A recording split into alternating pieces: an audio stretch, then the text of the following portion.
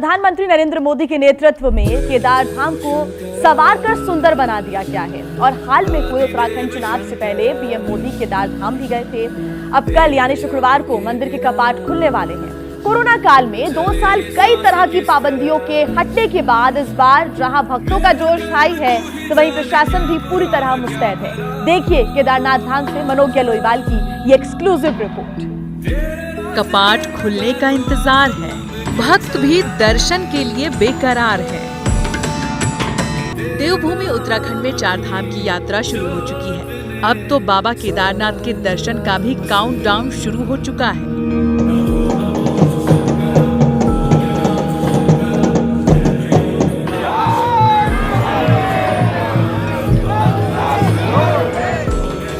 शुक्रवार को बाबा केदारनाथ धाम के कपाट खुलेंगे। सुबह 6:25 पर खुलेंगे कपाट। 2013 की त्रासदी के बाद पीएम मोदी ने केदारनाथ धाम और रास्तों का कायाकल्प कर दिया।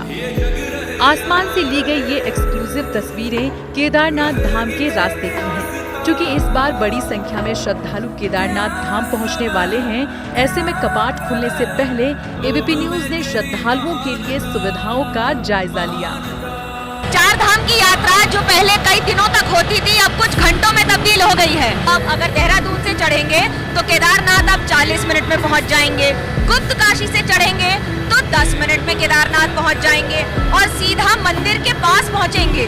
बर्फ से ढकी ये पहाड़ियां मई के मौसम में हैं, जहां पूरे देश में 40-45 डिग्री सेल्सियस का तापमान है, तो वहीं केदारनाथ में 0 से लेकर 10 डिग्री सेल्सियस तक का तापमान है। और ये बर्फीली चोटियां हिमालय की गोद में बसे केदारनाथ की आपको ये तस्वीरें हम दिखा रहे हैं। Exclusive aerial view ABP news पर। इस साल गुप्त काशी से केदारनाथ धाम के बीच 9 कंपनियां हेलीकॉप्टर सेवा मुहैया करवा रही हैं। बीते कुछ सालों में पैदल पहुंचने वाले श्रद्धालुओं के लिए भी बेहतरीन सुविधा कर दी गई है।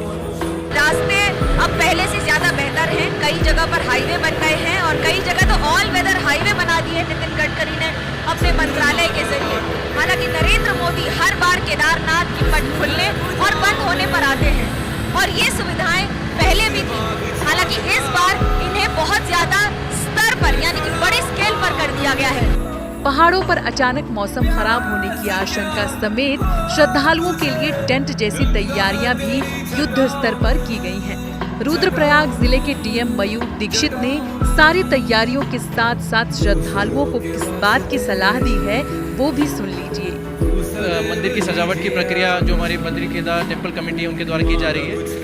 विशेष पूजा की व्यवस्था की जा रही है। लाइनिंग सिस्टम की मैनेजमेंट सिस्टम की तैयारी चल रही है। इससे पहले तो यहाँ का वेदर बहुत ठंडा होता है, तो जो भी यात्री यहाँ पर आ रहे हैं उनको मैं ये कहना चाहूँगा कि आप सफिशिएंट गर्म कपड़े अपने साथ लेकर आएँ और कम समय में अपना कार्य करने का प्रयास करें, क्योंकि भीड़ बहुत ज़्यादा होती है। हमारे लिए क्राउड मैनेजमेंट बहुत बड़ा इशू है। कड़ाके की ठंड के बावजूद बड़ी संख्या में श्रद्धालु केदारनाथ के दर्शन करने पहुँचते हैं। केदारनाथ धाम 12 ज्योतिर्लिंगों में से एक है।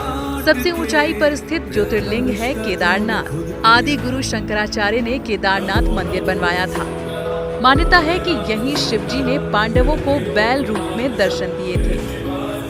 बीते 2 साल से कोरोना की वजह से 4 धाम की यात्रा संभव नहीं हो सकी। ऐसे में श्रद्धालुओं को बेसब्री से बाबा के दर्शन का इंतजार है।